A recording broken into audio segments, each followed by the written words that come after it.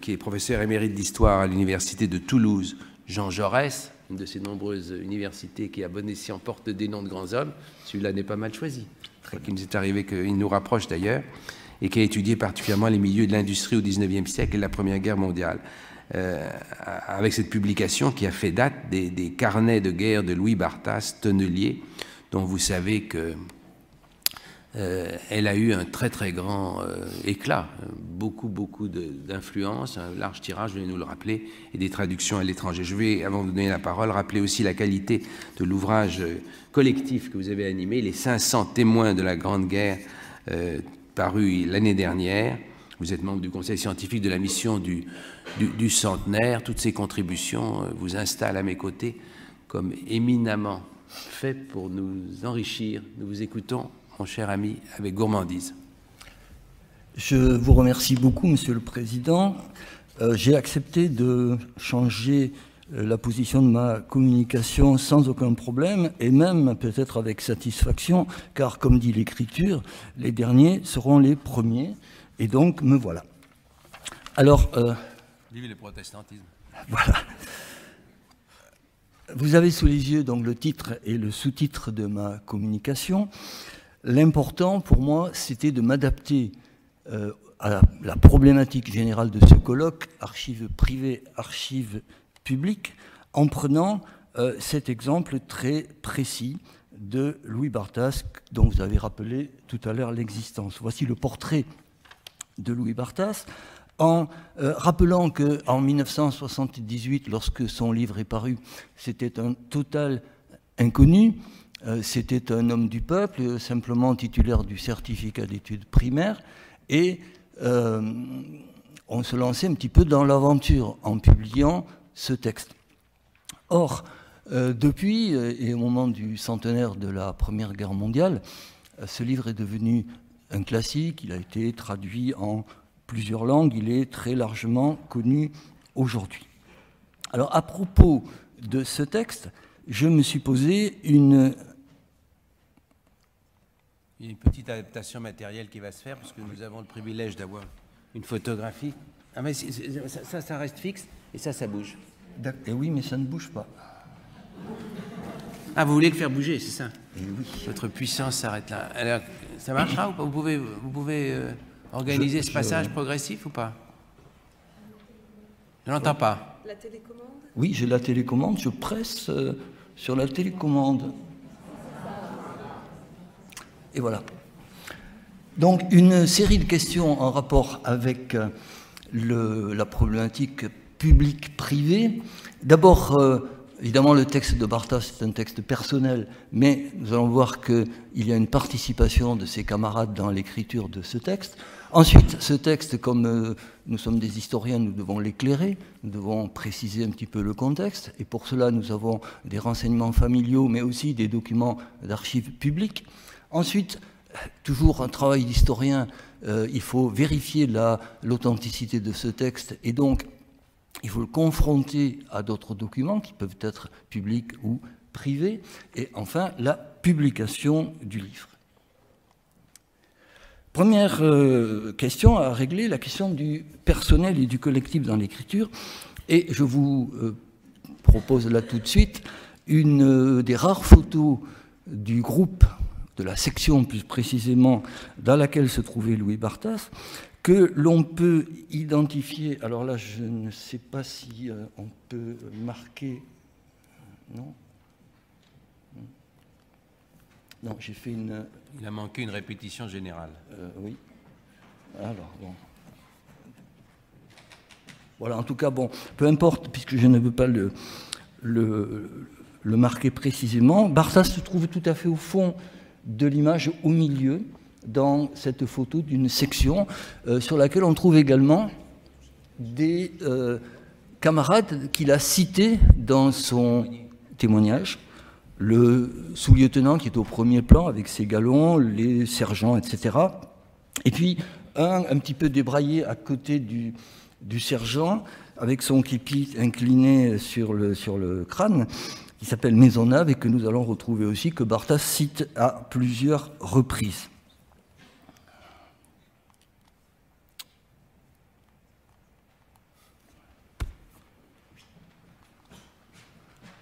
Bon, je suis vraiment désolé, mais je presse sur le bouton et il ne se passe rien.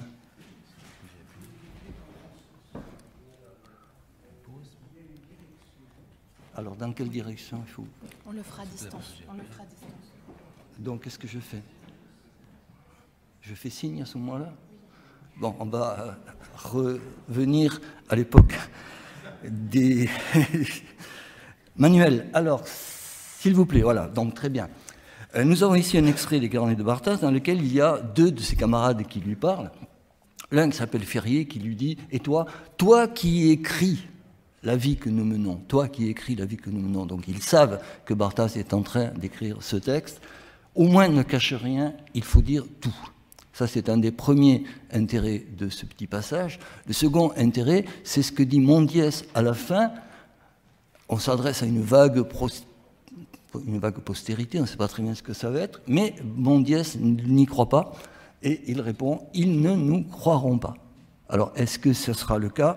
Nous allons le voir progressivement. Un autre exemple, le 27 septembre 1915, lorsque Barthas apprend un certain nombre de renseignements du coiffeur du colonel, car le colonel avait son coiffeur personnel, qui savait donc beaucoup de choses étant proche du colonel, et qui le transmet à Barthas, sachant que j'écrivais le véritable roman. Donc il écrit, lui, personnellement, mais les camarades autour de lui, y compris même certains officiers, savent qu'il est en train d'écrire cette histoire.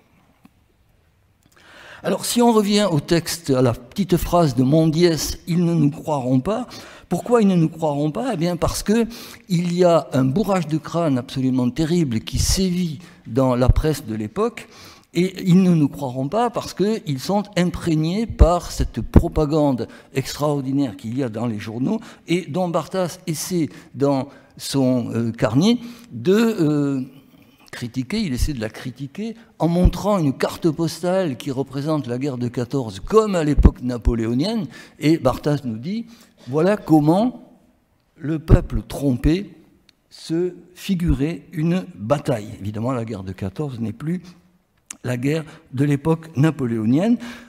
La volonté de s'opposer au bourrage de crâne est quelque chose de permanent dans les récits des combattants, surtout des combattants de première ligne.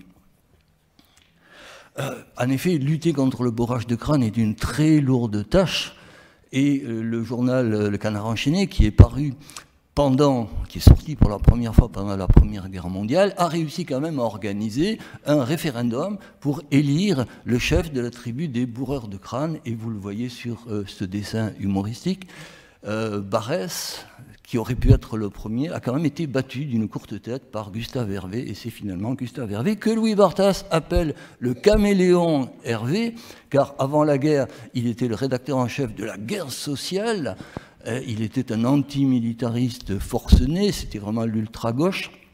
Il a évolué, et son journal, La Guerre sociale, a évolué aussi, tout simplement en changeant son titre et en devenant La Victoire. Une évolution que Barthas traite d'une évolution de caméléon. Ensuite, survivant, rentré chez lui, cet élève de l'école primaire, titulaire brillamment du certificat d'études primaires, du certif, a le réflexe de mettre au propre ces carnets qui étaient en mauvais état, qui étaient mangés par les rats, qui étaient pleins de boue, éventuellement abîmés par l'humidité. Il les met au propre sur des cahiers d'écoliers, justement, sur 19 cahiers d'écoliers. Donc vous avez ici une couverture et une des premières pages. Il colle donc un certain nombre de cartes postales, il met des titres, il met des sous-titres. Il prépare en quelque sorte un livre, sauf que ce livre-là va rester dans le tiroir de Louis Barthas lui-même et de sa famille ensuite. Mais cette mise au propre, elle est à la fois pour lui, pour sa famille, et puis aussi pour cette vague postérité, c'est-à-dire pour les gens qui peut-être un jour liront ce livre. En écrivant cela, et ensuite la publication aidant, le texte de Barthas rejoint les 250 témoins que Jean Norton Crue, dans son livre Témoins de 1909, a étudiés, et il rejoint également les 500 témoins, livre plus récent qui est sorti pour le centenaire. On a donc là un témoignage personnel, certes, mais un témoignage personnel dans quelque chose de collectif. Pour éclairer le contexte de l'écriture, quelques difficultés, car cet auteur était assez inconnu, et nous avons reçu lors de la publication un certain nombre de lettres, dont celle-ci d'une jeune lycéenne belge, francophone, qui nous demande le maximum de renseignements possibles sur Louis Barthas, car elle veut écrire, comme elle dit, son autobiographie. Alors, monsieur le jeune, cher ami, vous avez là quelqu'un qui veut écrire l'autobiographie de quelqu'un d'autre, c'est tout à fait intéressant. J'avais reçu également une autre lettre me demandant de signaler un livre sur la vie de Louis Barthas, parce que le lecteur voulait absolument tout savoir sur la vie de Louis Barthas. Bien entendu, ce livre n'existait pas et il faut trouver des renseignements un petit peu partout. Alors bien sûr, on peut les trouver aux archives départementales de l'Aude de Louis Barthas, étant originaire de ce département, les documents d'état civil, la fiche matricule et un certain nombre d'autres renseignements, comme ici en haut à droite, une liste de conseillers municipaux de la commune de Périac-Minervois et également une collection de cartes postales de ce début du XXe siècle qui était l'âge d'or de la carte postale qui représente le village. Mais également la famille, donc des documents, des renseignements privés, la famille peut fournir un certain nombre d'informations et d'abord nous dire que Louis Barthas était le grand lecteur du quotidien socialiste toulousain ou du Midi, le Midi socialiste, dont d'ailleurs les deux rédacteurs en chef successifs avant la guerre de 14 n'étaient pas n'importe qui, puisque le premier était Vincent Auriol, dont tout le monde connaît évidemment la future carrière, et l'autre était Léon Hudel, que Barthas va retrouver dans la guerre en tant que capitaine. Et comme ce sont des camarades d'école et des camarades de parti, on va avoir ce cas peut-être unique dans l'armée française d'un caporal qui tutoie son capitaine. Dans l'autre sens, c'est plus fréquent, mais là, le caporal tutoie son capitaine. Et une anecdote intéressante, également racontée par le fils de Barthas, qui lui-même, gamin à 8 ans, juste à la veille de la guerre, devait pour l'école faire un résumé sur Adolphe Thiers, dans le sens de Thiers, le libérateur du territoire. Et quand Louis Barthas a vu cela, il a dit « moi je vais le faire, ce résumé ». Et il a écrit Thiers, le bourreau de la commune, l'assassin de la classe ouvrière. Donc une anecdote très significative sur les engagements de Louis Barthas. Au plan militaire également, nous avons en archives publiques et actuellement consultables sur le net, les JMO, les journaux de marche et d'opération des différents régiments de Barthas, et on constate l'exactitude absolue de ce que nous dit Barthas. Par contre, évidemment, tous les documents ont leurs limites, et les JMO ne vous parleront jamais de mutinerie ou de fraternisation avec l'ennemi, sauf pour dire que dans ce régiment-là, il n'y en a pas. Hein, voilà. Donc il faut les prendre aussi avec un maximum de précaution. Avec les JMO, nous sommes entrés dans la rubrique de la confrontation, que je vais poursuivre maintenant. Confrontation des carnets de Barthas pour essayer de vérifier leur authenticité par rapport à des documents publics et privés, et notamment par rapport à un fonds de photographie du capitaine Hudel lui-même, qui n'était pas photographe, mais qui collectionnait des photos de la guerre de 14. C'est un fonds privé, au départ, qui a été découvert par une étudiante de maîtrise, comme on disait à l'époque, qui actuellement est déposé aux archives départementales de l'Aude, donc qui est devenu public et qui a même été publié par les archives départementales. C'est sous la forme de ce petit livre. Sur les 132 photos de Hudel, 64 concernent la période où il est avec Barthas, et on revoit les villages, les paysages, les hommes, comme nous l'avons aperçu tout à l'heure. Alors, on va en voir 2 ou 3. Ici, par exemple, une équipe. Vous reconnaissez peut-être le décontracté de l'extrême gauche, là-bas, Maisonneuve. Alors, cette équipe-là, c'est le personnel de la popote des officiers. Alors, c'est intéressant aussi quand Barthas nous parle d'un certain nombre d'embusqués qui gravitent autour des officiers. Bon, les voilà. Il y a 5 personnes qui doivent s'occuper de la popote des officiers. Au passage, pour les spécialistes de l'uniformologie, c'est intéressant aussi de voir les uniformes de ces soldats français de la guerre de 14. Hein. À part peut-être un calot ou autre, on se demande quelle tenue ils portent. Également, les photos de la cuvette. La cuvette, c'est un lieu-dit un peu creux dans la région de Lens. Et là, on travaille, on s'abrite, on célèbre la messe, on joue. Et Barthas nous raconte dans ces matchs. Alors match entre guillemets, bien sûr, hein, c'est pas un vrai match sur un vrai terrain avec des maillots, c'est pas une équipe de 15 ou autre chose, mais c'est un match de rugby qui a lieu là à 100 mètres de la ligne des Allemands. On peut confronter également le texte de Barthas au texte d'autres combattants du même régiment comme Léopold Noé, et vous avez là la réaction vue par Barthas et par Noé à un discours patriotique. C'est exactement la même description de la réaction collective des soldats à ce discours. Et puis, lorsque le livre est paru en 1978, il y avait encore des anciens combattants de 14, dont celui-ci, Auguste Bastide, qui était d'opinion politique tout à fait opposée à celle de Barthas et qui pourtant a très largement apprécié le livre, comme le montre la phrase que vous avez sous les yeux. Mais encore plus, voilà, il y a aussi en archive privée, mais éventuellement devenue publique, un certain nombre de lettres de Barthas, qui est un petit peu le secrétaire de l'escouade. Donc quand la qualité du pain est mauvaise, on s'adresse au ministre Marcel Samba, qui est d'ailleurs en plus un camarade socialiste, donc un camarade du parti. On s'adresse au député Pierre Brison pour le féliciter de son attitude de 1916 quand il refuse de voter les crédits de guerre et pour lui demander des brochures pacifistes.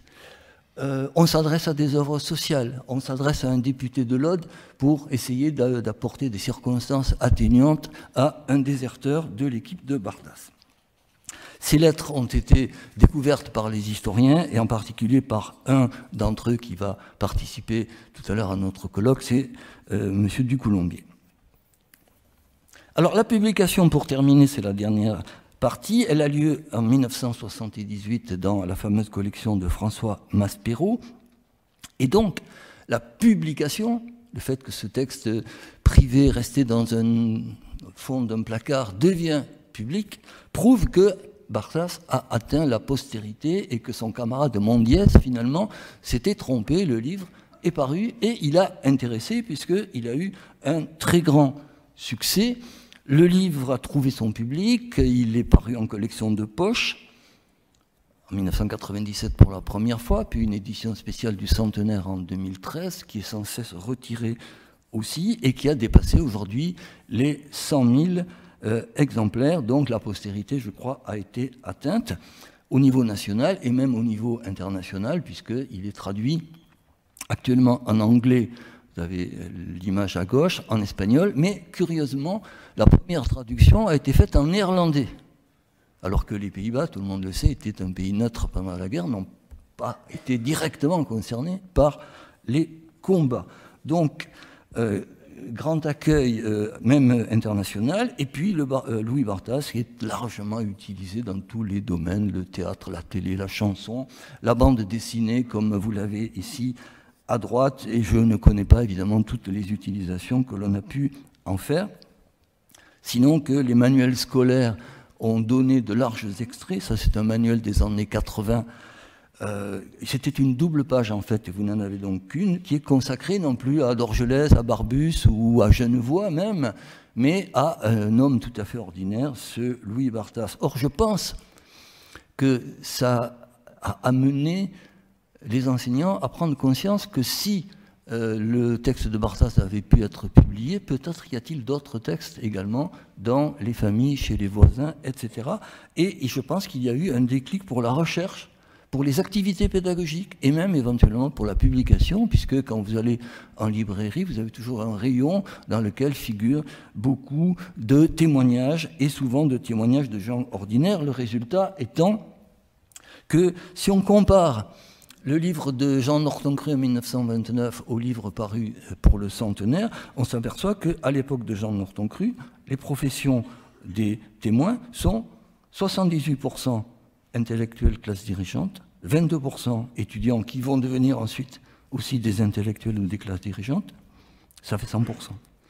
Quand on regarde ce qui est paru depuis 1929, les classes dirigeantes ont toujours encore une surreprésentation, ce qui est tout à fait normal, mais au moins la moitié de ces témoignages sont d'origine populaire, cultivateurs, artisans, ouvriers, etc. J'ai donc essayé de montrer cette imbrication du public et du privé, mais comme conclusion, je pense que je peux la demander à un homme public particulièrement important, puisqu'il s'agit de François Mitterrand. Je peux lui laisser le dernier mot. En visite dans le département de l'Aude, il s'est adressé à quelqu'un de la famille de Barthas en disant « Ah, les carnets de Louis Barthas ». Ce livre a une haute valeur historique et aussi c'est une véritable œuvre littéraire. Je pense qu'il a très bien vu les deux aspects de ce texte. Monsieur le Président, est-ce que j'ai été assez rapide ? Vous avez été absolument parfait, ce sera exemplaire pour la suite.